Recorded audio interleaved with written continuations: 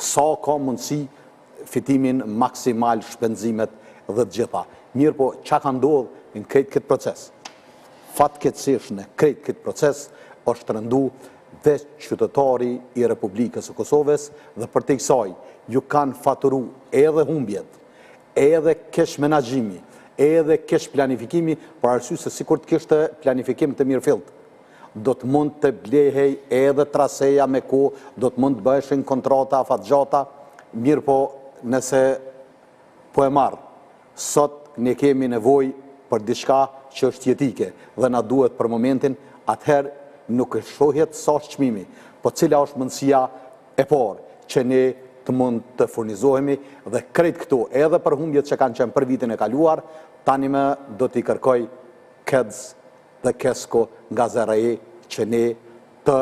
jo humbjet, po thjesht të atrashim fitimet për arsye ata nuk kanë qenë transparent, as t'i shohim